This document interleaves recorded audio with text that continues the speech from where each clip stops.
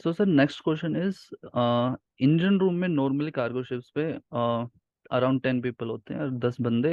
But in cruise I have heard like it's more than 100 people.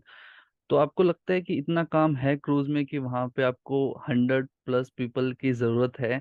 और अगर हाँ, तो वो क्यों है इतनी जरूरत? क्योंकि मोस्टली मशीनरी सेम है। और अगर डिफरेंस है तो आपको क्या डिफरेंस लगता है कार्गो शिप के इंजन रूम में और एक क्रूज शिप के इंजन रूम में?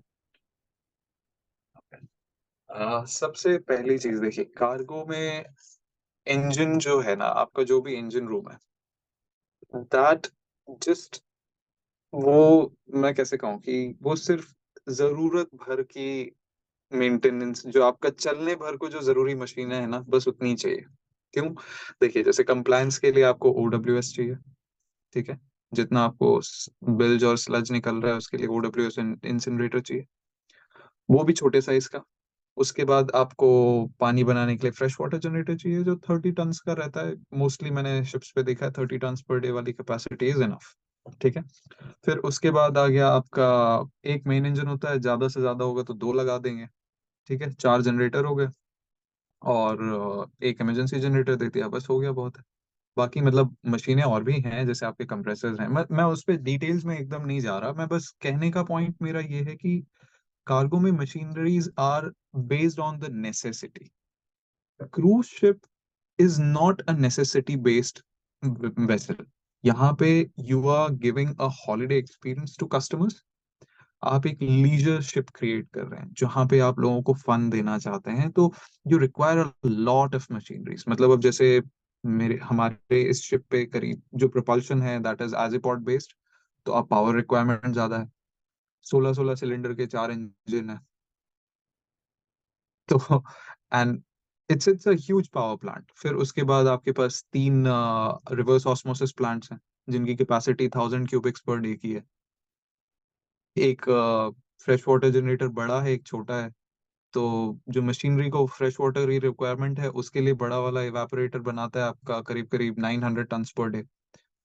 तो अब धीरे धीरे जैसे मशीन का नंबर ऑफ मशीनरीज अब बढ़ते जा रहे हैं, देखिए फिर जनरेटर हो गया, उसके बाद प्यूरिफायर है, तो 10 प्यूरिफायर है, 6 कंप्रेसर्स, क्योंकि कंट्रोलर की रिक्वायरमेंट ज्यादा है, ठीक है। फिर उसके बाद एक पूरा का पूरा क्लीनिंग के लिए पूरे शिप पे 100 बार प्रेशर मेंटेन करने वाला एक हाई प्रेशर यूनिट है, दो है वो भी। तो अब देखिए, जैसे हमारे कार्गो शिप्स पे रिडंडेंसी के लिए हम क्या करते हैं, जैसे दो स्टेयरिंग गियर मोटर दे दिए, दो जनरेटर, दो सेट दे दिए अलग अलग साइड में, सो दैट स्टारबोर्ड साइड में दो दे दिए, पोर्ट साइड में दो दे दिए, है ना। तो यहाँ पे रिडंडेंसी के लिए क्या करते हैं, दो इंजन रूम बना रहे हैं, एक फॉरवर्ड इंजन रूम, एक aft engine room, and you will have same set of machineries in both the directions. जो जनरल माइंडसेट है क्रूज शिप के इंजन रूम को डिजाइन करने के पीछे, दिस इज कि आपको रिडंडेंसी के केस में हम ये मान के चल रहे हैं कि इवन इफ एक पूरा का पूरा इंजन रूम ही फेल हो गया, मेरा मेरे प्यूरिफायर्स फेल हो गए, मेरा मेन इंजन बैठ गया, मेरा आरओज नहीं चल रहे, मेरा पंप्स बंद हो गए, कोई बात नहीं, I have an entire supply done through the aft engine. तो यहीं इसी कॉन्सेप्ट से मेरी मशीनरीज डबल हो गई, ठीक है। अब उनको मेंटेन करने के लिए, अब जैसे मैं बहुत सिंपल डेफिनेशन में बताऊं, that engine department in cruise ship is a chaos, but it is a very well maintained chaos। बहुत बहुत तरीके से। अब आप ये सोचिए कि 100 लोगों की टीम को हैंडल करना आसान नहीं है। तो यहाँ पे इंजन की पूरी टीम का बाइफर्केशन हो सकता है, हमने इनको कैटेगरीज दी है, ठीक है। तो सबसे ऊपर बैठता है आपका चीफ इंजीनियर, ठीक है। चीफ इंजीनियर के नीचे फिर हमने अलग अलग डिपार्टमेंट्स दे दिए। एक हो गया इलेक्ट्रॉनिक्स का डिपार्टमेंट, एक इलेक्ट्रिकल इंजीनियरिंग का डिपार्टमेंट, एक रेफ्रिजरेशन एंड एयर कंडीशनिंग का डिपार्टमेंट, और एक पूरा का पूरा इंजन डिपार्टमेंट।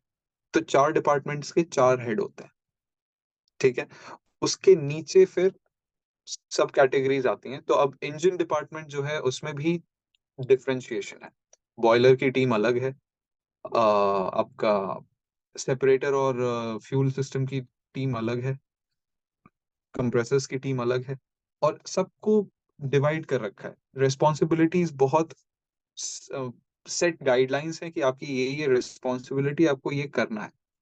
तो इस वजह से क्या होता है कि एक डिवीजन ऑफ लेबर आ गया। और अब देखिए, जैसे यहाँ पे हमें वॉच भी करनी है, हमें मेंटेनेंस भी करना है, तो इस हिसाब से you need that kind of labour.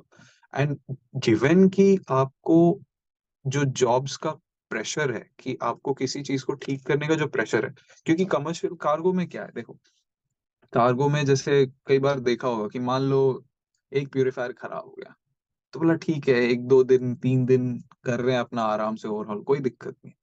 यहाँ ऐसा नहीं। यहाँ they have to do it very immediately. तो इसलिए यहाँ सारा का सारा काम फास्ट होना चाहिए। तो यहाँ फिर अगेन लोगों की रिक्वायरमेंट इसलिए बढ़ जाती है कि टाइम फ्रेम कम है। So you need more people to compensate for that.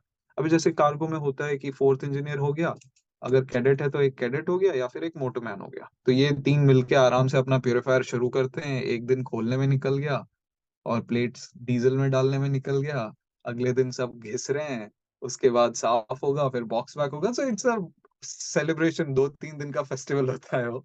But यहाँ ऐसा नहीं कर सकते हैं, क्योंकि कार्गो में ठीक है, आपके पास कमर्शियल रिक्वायरमेंट्स है, यहाँ पे आप पैसेंजर्स के साथ रह रहे हैं। You are responsible for the safety of, at least जैसे मैं अपनी शिप की बात कर रहा हूँ, we are responsible at any given frame of time for the response for the lives of 4500 people at the least, जिसमें मैं अपने क्रू को इंक्लूड नहीं कर रहा, मैं सिर्फ 4500 पैसेंजर्स की बात कर रहा हूँ। तो इसलिए ये थोड़ा इंपॉर्टेंट बन जाता है कि आपके पास वर्कफोर्स ज्यादा हो, और मशीनरीज ऑफ कोर्स ज्यादा हैं। लेआउट भी काफी बड़ा रहता है। इंजन रूम जैसे आपके कार्गो शिप्स में एकदम पीछे या सेंटर में रहेगा, यहाँ पे क्या है, layout most of the ship के पूरा नीचे नीचे पूरा का पूरा आपका इंजन रूम बना हुआ है। पोर्ट साइड, स्टारबोर्ड साइड, और बीच में आने जाने का रास्ता है, और सारी मशीन्स लगी हुई हैं। तो इंजन रूम भी कंपैरेटिवली काफी बड़ा है। मतलब जैसे मैं राउंड लेने भी निकलता हूँ, तो एक ढंग का राउंड लेने में मुझे ऑन एन एवरेज 2 से ढाई घंटे लग जाते हैं, वन कंप्लीट राउंड। कार्गो में आदमी 1 घंटे 1.5 घंटे में खत्म कर लेता है, बट यहाँ इट्स नॉट पॉसिबल। तो यस, आई वुड से कि हैविंग शायद 100 एक पीपल डेढ़ घंटा भी सर इज आप जस्टिफाइड। मे बी ट्रिपले के अकॉर्डिंग बता रहे हो। नॉर्मल जो एवरेज साइज है उनमें तो maybe 30 minutes also you can take. हाँ, हाँ, हाँ, you were correct on that. मैं क्योंकि I was on triples as well, तो मैं उसी हिसाब से बता रहा था। You are right. बट हाँ, ऑन एन एवरेज जैसे मतलब यहाँ पे आपको 2 ढाई घंटे लग जाते हैं to take a good and proper round. और इसीलिए मेरे हिसाब से ये जस्टिफाइड है कि यहाँ पे इतना ज्यादा वर्कफोर्स अवेलेबल है, क्योंकि काम भी उतना ही ज्यादा है।